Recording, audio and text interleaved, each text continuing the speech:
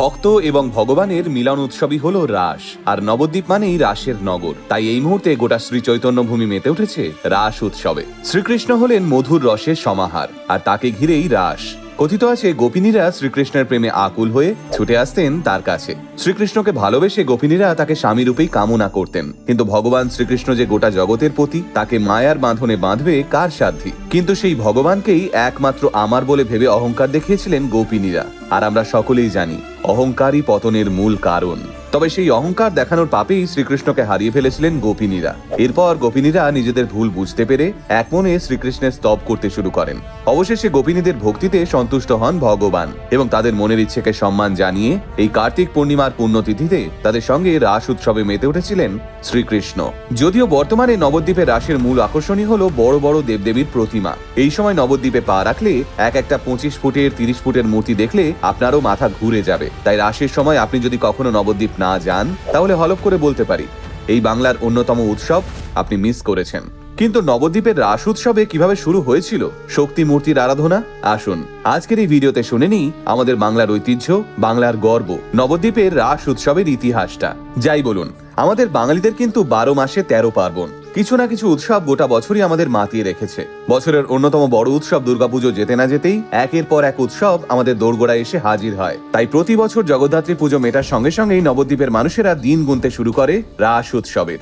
রস শব্দটি থেকেই রাস শব্দটির উৎপত্তি। ইতিহাস বলছে নবদ্বীপের রাসের উৎসব ঠিক কবে শুরু হয়েছিল তা নিয়ে যথেষ্ট সংশয় রয়েছে, কিন্তু এই রাস উৎসবের সঙ্গেও জুড়ে রয়েছে নদিয়ার রাজা কৃষ্ণচন্দ্রের নাম। কথিত আছে রাজা কৃষ্ণচন্দ্রের রাজত্বকালেই নাকি রাস উৎসব নবদ্বীপের অন্যতম প্রধান উৎসব হয়ে ওঠে।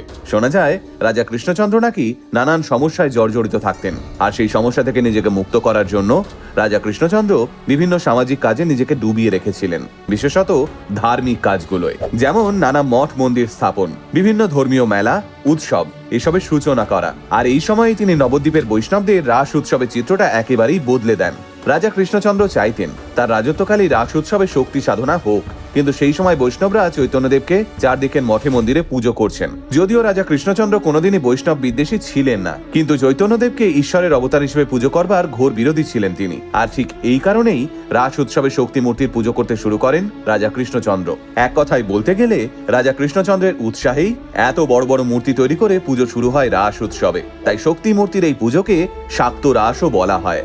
আর এভাবেই ধীরে ধীরে বিলুপ্ত হতে শুরু করেছিল বৈষ্ণবীয় রাস। বর্তমানে অবশ্য নবদ্বীপের কিছু জায়গায় আজও বৈষ্ণবরা তাদের পরম্পরা ধরে রেখেছেন, কিন্তু নবদ্বীপের রাসে শক্তি মূর্তির পুজোই বেশি দেখা যায়। শোনা যায় রাজা কৃষ্ণচন্দ্র এই শাক্ত রাস শুরু করবার আগে বৈষ্ণবীয় রাসের চিত্রটা নাকি একদম অন্যরকম ছিল। সেই সময় বৈষ্ণব মঠগুলোই ধুমধাম করে রাস উৎসব পালন করা হতো। পটুয়ারা শ্রীকৃষ্ণের রাসলীলার বিভিন্ন ছবি নিখুঁতভাবে ফুটিয়ে তুলতেন বড় বড় পটে, আর সেই পটই ছিল এই রাসের মূল আকর্ষণ। তাই রাস পূর্ণিমার আর এক নাম পট পূর্ণিমা। এছাড়াও নাকি রাস উৎসবে বড় বড় কাঠের চাকা তৈরি করা হতো, আর সেই চাকার মাঝখানে সাড়ম্বরে বসানো হতো রাধা কৃষ্ণকে। এই রাধা কৃষ্ণের চারপাশে থাকতেন শ্রীকৃষ্ণের গোপিনীরা। এরপর নাকি সেই কাঠের চাকাটি ঘোরানো হতো, যাকে বলা হতো চক্র রাস। বর্তমানে নবদ্বীপের রাস উৎসবে বড় শ্যামা, মেজ শ্যামা থেকে শুরু করে মহিষমর্দিনী, ভারত মাতা, অন্নপূর্ণা, রণকালী, বামাকালী, মহানিশা, গৌরাঙ্গিনী, সব শিবা সহ কৃষ্ণকালীর পুজোগুলো খুবই জাঁকজমক করে হয়, যা দেখার জন্য দূর দূরান্ত থেকে ছুটে আসেন শয়ে শয়ে মানুষ। রাস উৎসবের পরের দিন ওই 350-টিরও বেশি প্রতিমা নিয়ে বিরাট শোভাযাত্রার আয়োজন করেন নবদ্বীপের রাস উৎসবের পুজো উদ্যোক্তারা। এক প্রকার জনজীবন স্তব্ধ করে চলে দেখবার মতো সেই শোভাযাত্রা। নবদ্বীপ ছাড়াও উত্তরপ্রদেশের মথুরা ও বৃন্দাবনে, ওড়িশা, আসাম এবং মণিপুরেও এই রাস উৎসব খুব জনপ্রিয়। এছাড়াও নদিয়ার শান্তিপুর, কোচবিহার, আলিপুরদুয়ারেও জাঁকজমক সহকারে রাস উৎসব পালন করা হয়। বর্তমানে অবশ্য নবদ্বীপের রাস উৎসব আর একদিনের নেই। কলকাতার সঙ্গে পাল্লা দিয়ে নবদ্বীপের বারোয়ারি পুজোগুলো থিমের প্যান্ডেল করে আপনাকে চমকে দিতে বাধ্য। তাই সকলকে রাস পূর্ণিমার অনেক অনেক শুভেচ্ছা। সকলে খুব ভালো থাকবেন। আর নবদ্বীপের বন্ধুরা কি কি ঠাকুর তোমাদের রাস উৎসবে হয় তা কিন্তু আমাদের কমেন্ট করে জানাতে ভুলো না। আর অবশ্যই আলটিমেট মোটিভেশনে থাকুন, কারণ আলটিমেট মোটিভেশন মানেই বাংলায় মোটিভেশন, বাঙালির মোটিভেশন।